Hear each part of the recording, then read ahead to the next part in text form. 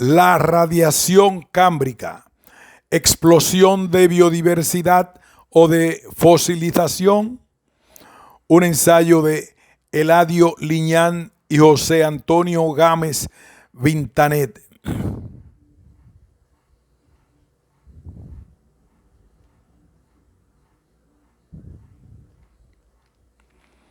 Resumen. El inicio del Cámbrico representa un evento único de intensa diversificación biológica en la historia de la vida. Sin embargo, la explosión de diversidad filogenética cámbrica puede estar relacionada con otros factores debidos a procesos geológicos y biológicos, y especialmente con la especial naturaleza del registro fósil. Se analizan en este artículo las diversas cuestiones en relación con la denominada radiación cámbrica, la dificultad en la definición del límite precámbrico-cámbrico, los registros fósiles anteriores y posteriores a este límite y los eventos geológicos más importantes registrados en el mismo.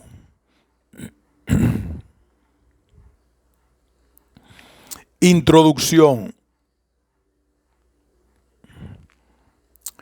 Los geólogos del siglo pasado, al estudiar el contenido paleontológico de los diferentes terrenos que componen la escala geológica de la Tierra, observaron un fenómeno muy peculiar y único en la historia geológica que se daba en los estratos que llamaron cámbricos. Estos estratos presentaban ya una relativa abundancia y variedad de fósiles en relación con los estratos inferiores, a los que denominaron informalmente precámbricos. El Cámbrico fue por ello colocado como el inicio de la era primaria, y sus fósiles fueron denominados la fauna primordial, por creerse que eran los primeros animales en aparecer. Más tarde, este nombre sería sustituido por era paleozoica, en alusión a contener restos de la vida antigua. Aunque las posteriores investigaciones bioestratigráficas descubrieron muchos fósiles precámbricos, tanto de fauna como de flora, ha seguido siendo evidente que la base del Cámbrico representó un momento de diversificación del registro fósil sin precedentes hasta ese momento, y fue utilizado para dividir la escala geocronológica de la Tierra en eón proterozoico, vida animal incipiente, y eón fanerozoico, vida animal visible. Eón que comienza con el registro de las faunas y floras cámbricas. Como este aumento de diversidad en el registro fósil pasaba un poco de tiempo desde unas pocas formas a un gran número, este fenómeno fue denominado como la radiación cámbrica, y al reestudiarse los yacimientos con fósiles de conservación excepcional, fósil Layertheide, y comprobar la enorme diversidad existente también en los grupos cámbricos desprovistos de esqueleto biomineralizado, empezó a ser conocido más coloquialmente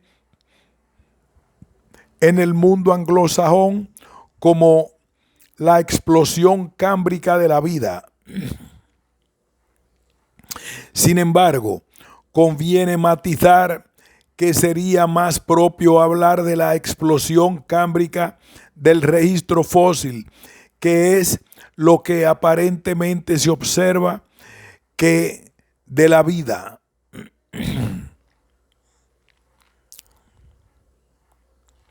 Sobre todo porque en la actualidad hay muchos autores que ponen en duda, como ya lo hiciera Darwin en su libro The Origin of Species de 1859, que diera tan bruscamente este fenómeno, y postulan que una serie de procesos geológicos y biológicos han producido un efecto distorsionador sobre el registro fósil. Para abordar este controvertido tema, analizaremos 4 cuestiones básicas: el problema de situar un límite internacionalmente reconocible para el precámbrico cámbrico, lo que sabemos realmente acerca del registro fósil del precámbrico tardío, como es el registro fósil del cámbrico temprano, y que eventos geológicos, biológicos y físico-químicos mayores se registraron durante la transición precámbrico-cámbrico.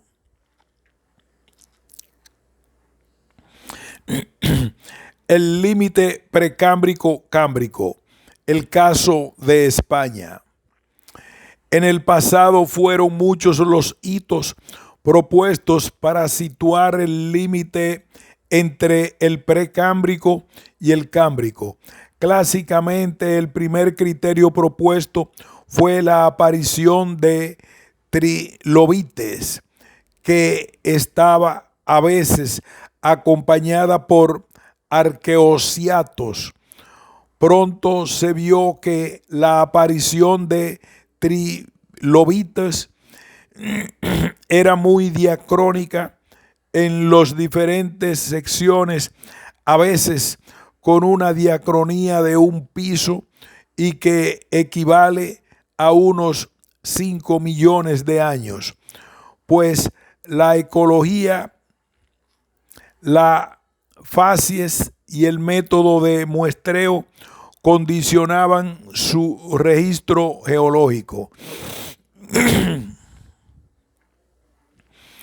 Los hallazgos de arqueociatos por debajo de los trilobites más antiguos en Siberia hizo que se propusieran en los años 70 el primer registro de este grupo como límite entre 2 eones y la serie del río Lena como su estratotipo.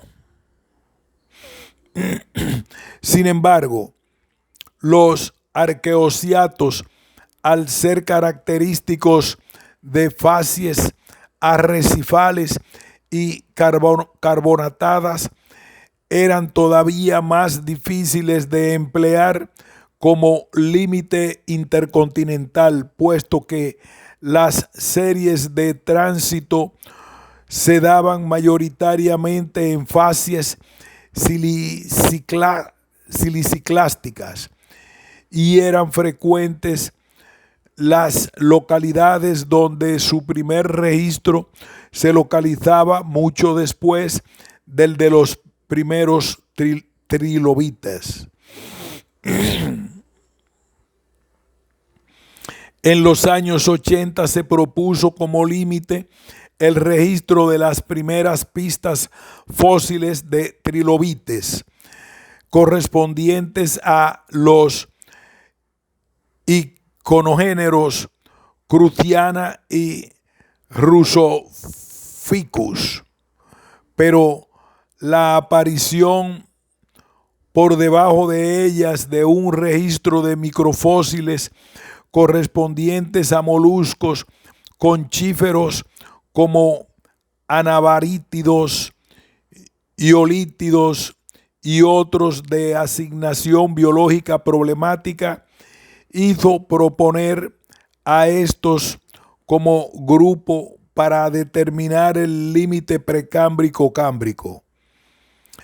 El estereotipo candidato fue colocado en las series carbonatadas del sur de China, lo que volvió a producir un nuevo problema de identificación de este límite en muchas regiones con facies siliciclásticas en el tránsito precámbrico-cámbrico. Finalmente, la presencia de pistas fósiles de distribución mundial como Phycodes pedum en serie con microfósiles conchíferos y rocas volcánicas con dataciones radiométricas llevó a situar el estratotipo del límite en las sucesiones de Terranova oriental mediante la primera aparición de la pista Phycodes pedum, lo que fue ratificado por el Comité Ejecutivo de la Unión Internacional de Ciencias Geológicas en el 29 Congreso Geológico Internacional de Kioto, celebrado en 1992. Actualmente este es el límite oficial aceptado a nivel internacional. Este límite ha permitido centrar cronológicamente la base del Cámbrico y poder hablar de la radiación cámbrica con una precisión temporal a escala internacional de la que se carecía. España es probablemente el país europeo con mayor extensión de rocas precámbrico-cámbricas. Tan es así que desde los años 70 se propuso una nomenclatura estratigráfica de pisos regionales para España: cardubense, ovetiense, marianiense y bilbiliense para el Cámbrico inferior, leoniense y cesaraugustense para el Cámbrico medio. Liñán y colaboradores, que paulatinamente han ido incorporando para datar las rocas cámbricas de sus países, los geólogos portugueses, franceses, italianos, alemanes, checos y turcos, de modo que en la actualidad se consideran los pisos tipo para la denominada subprovincia mediterránea. La base del piso cordubense se sitúa en la aparición de la pista fósil Phycodes pedum, por lo que coincide con la base del Cámbrico propuesta internacionalmente, pero dado que muchas veces aparece en asociación con Monophorficus lineatus, esta otra iconoespecie es también utilizada como límite en aquellas otras secciones donde no se encuentra el taxón índice. Otro aspecto importante es que España, las secuencias de tránsito entre el precámbrico y el cámbrico registran un hiato seguido de una discordancia, como sucede también en otras muchas partes del mundo. Sin embargo, este hiato es de poca consideración en el centro de España y además suele situar ya dentro del cordubense inferior y por lo tanto alejado del límite entre los dos eones. De este modo, España es uno de los países idóneos para estudiar el registro geológico del límite precámbrico-cámbrico, por presentar diversas sucesiones con el taxón, índice del límite y sin hiatos ni discordancias en él.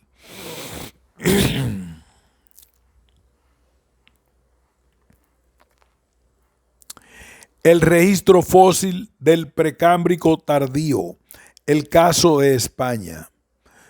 En la escala geológica de la Tierra, sabemos que la roca más antigua que conocemos de nuestro planeta se formó hace al menos 3.800 millones de años, como se deduce de la edad inferida del grupo Isua de Groenlandia.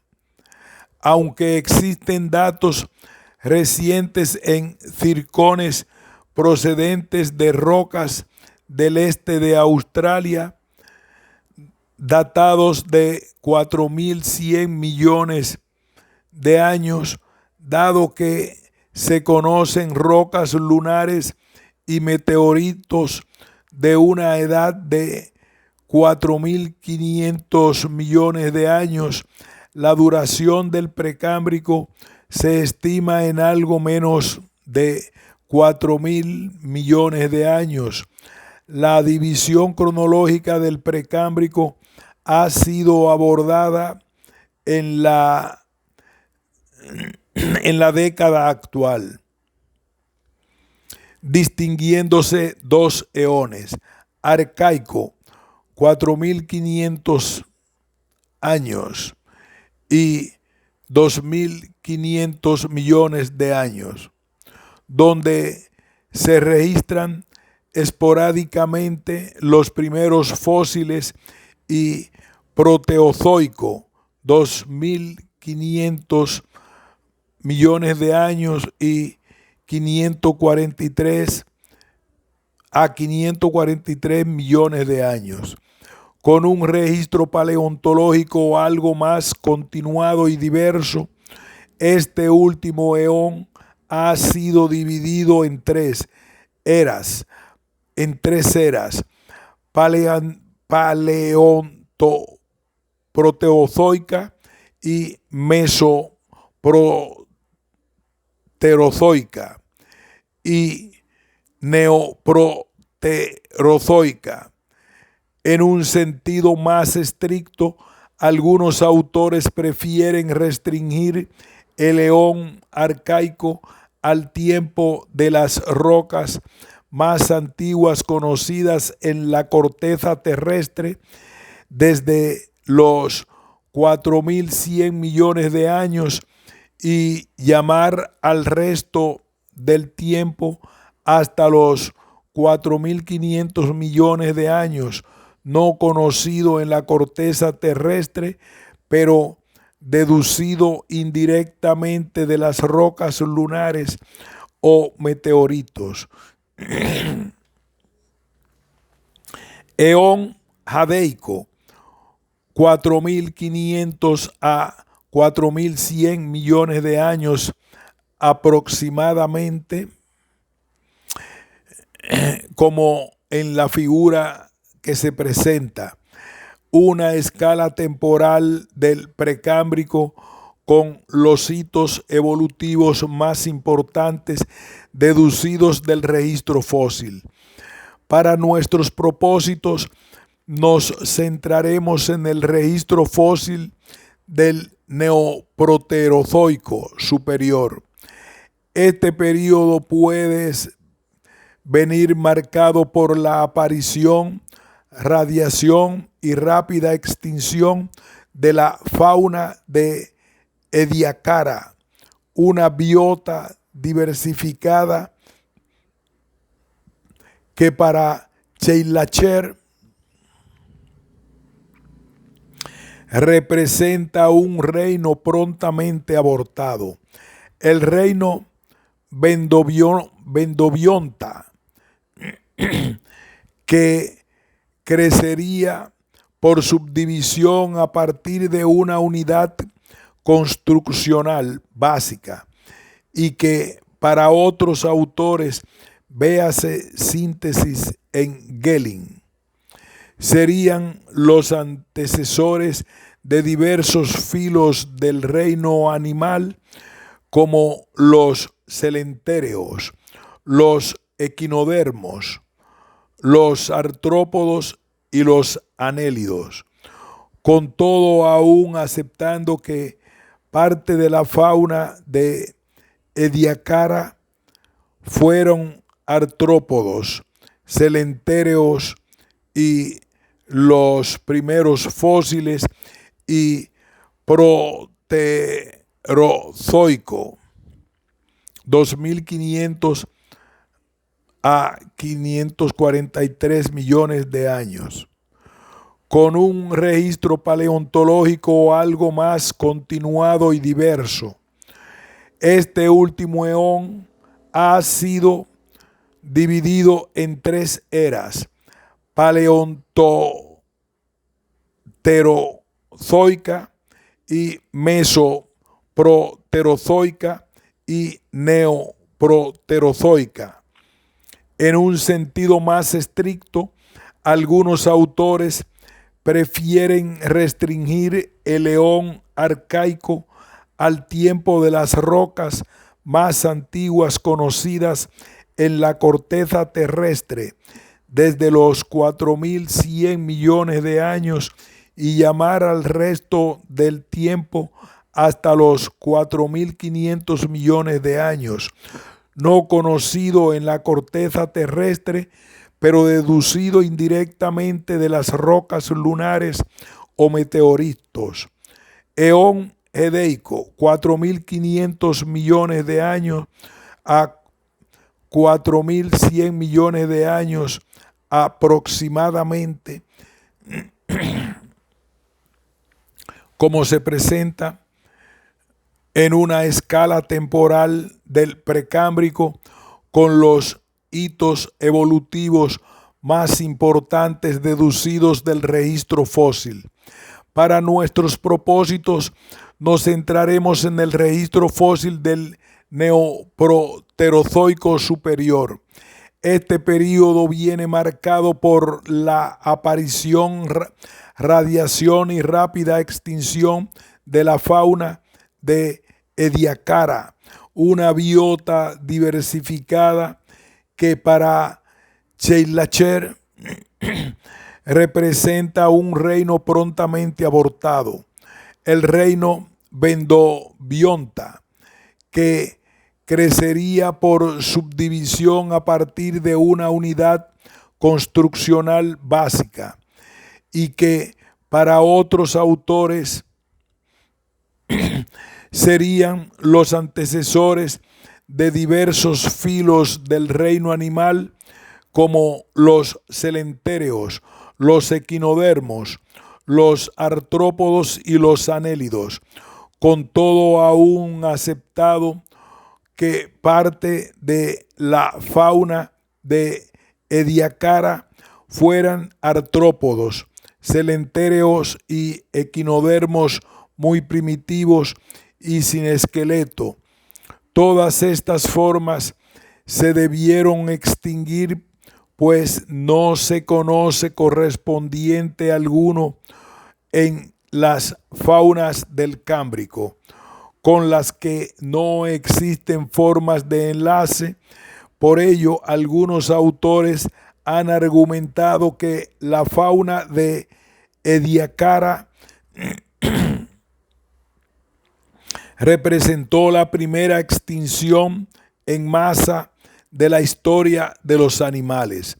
Otro grupo de neoproterozoico superior es el de los acritarcos, componentes del plancton que muestran una baja diversidad con formas que generalmente pasan al Cámbrico temprano.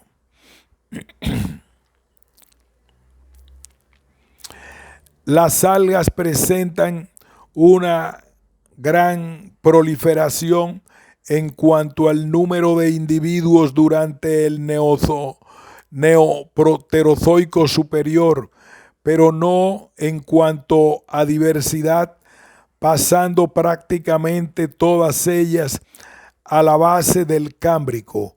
Entre ellas destacan unas formas megascópicas llamadas bendotaenida. Los estromatolitos son aún abundantes en este tiempo y continúan su descenso en biodiversidad hasta los primeros tiempos del Cámbrico inferior, después de lo cual son formas residuales que se mantienen sin grandes cambios hasta la actualidad.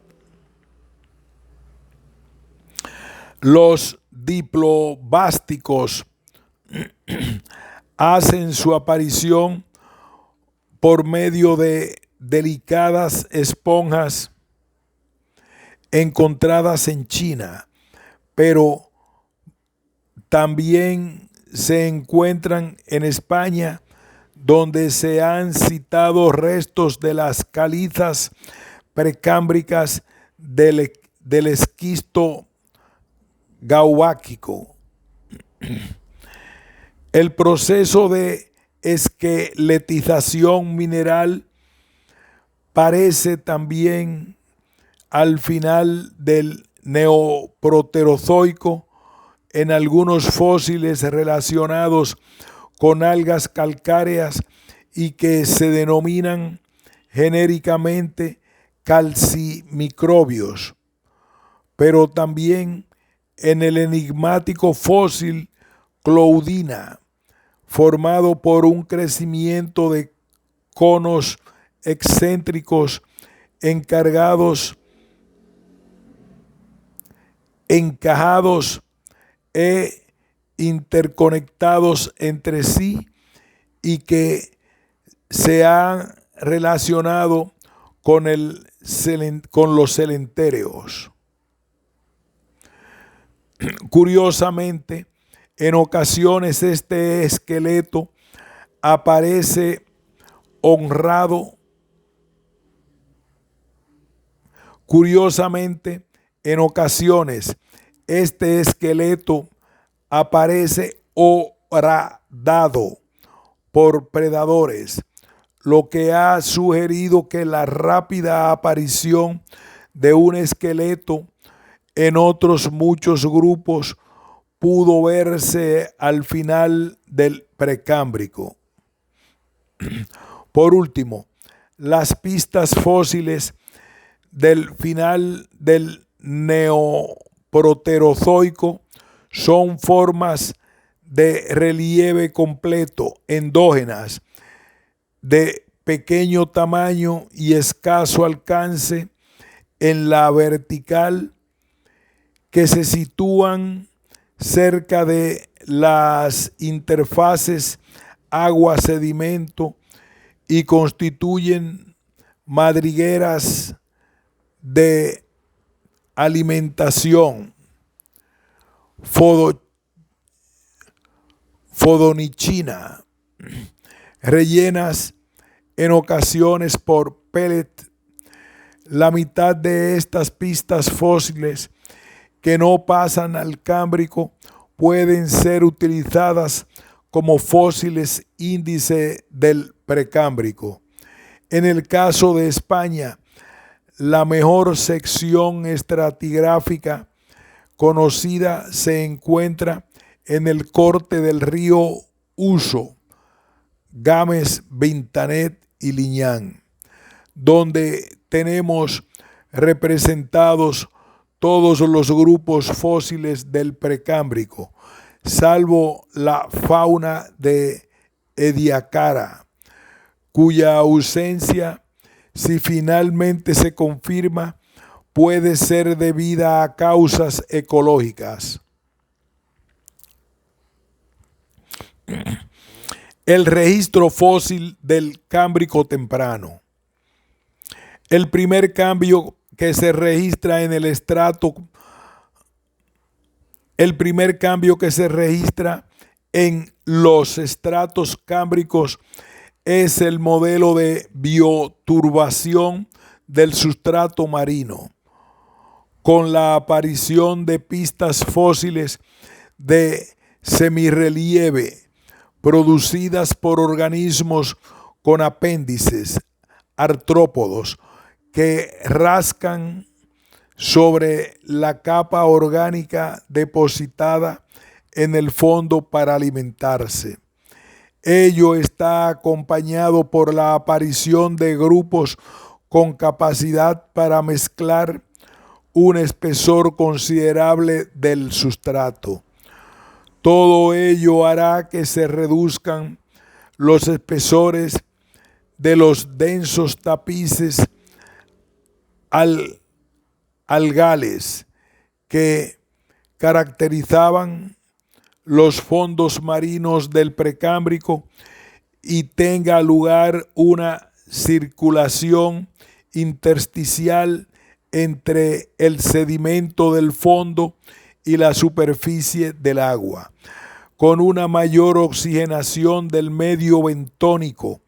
Este fenómeno, denominado por Scheidlacher y Plugger como la revolución agronómica,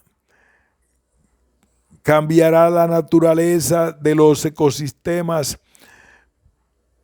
acuáticos en la historia geológica, del mismo modo que la roturación de tierras por el hombre, que cambió la de los ecosistemas terrestres a partir del Neolítico.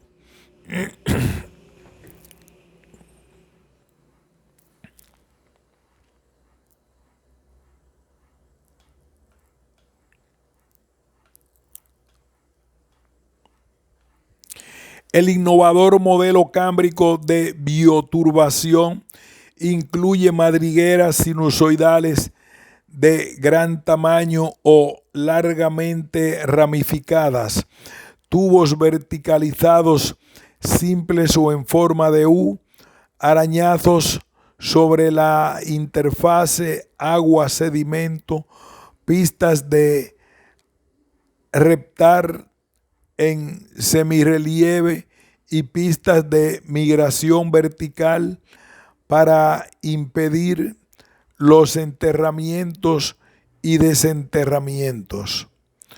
Muchas de las pistas del modelo cámbrico continuarán hasta la actualización, salvo algunas relaciones con artrópodos paleozoicos, como los icnogéneros Monorficus cruciana, Resorficus duplichnites y dimorficos, que desaparecen junto a los trilobites al final del Paleozoico.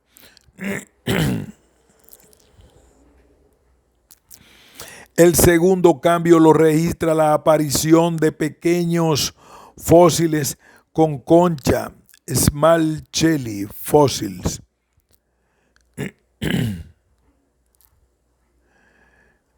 tanto fosfática como calcítica, y parecida a la de los moluscos actuales.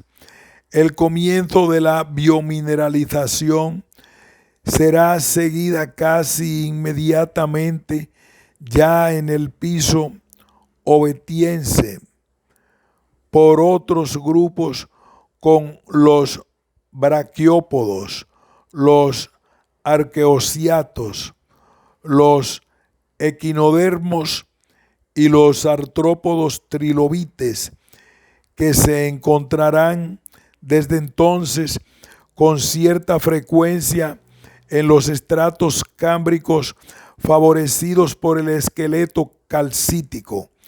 Los calcimicrobios presentan ya por esta época una gran variedad de formas que se desarrollan sobre todo en los montículos arrecifales, y aparecen también las primeras esponjas con su entramado de espículas.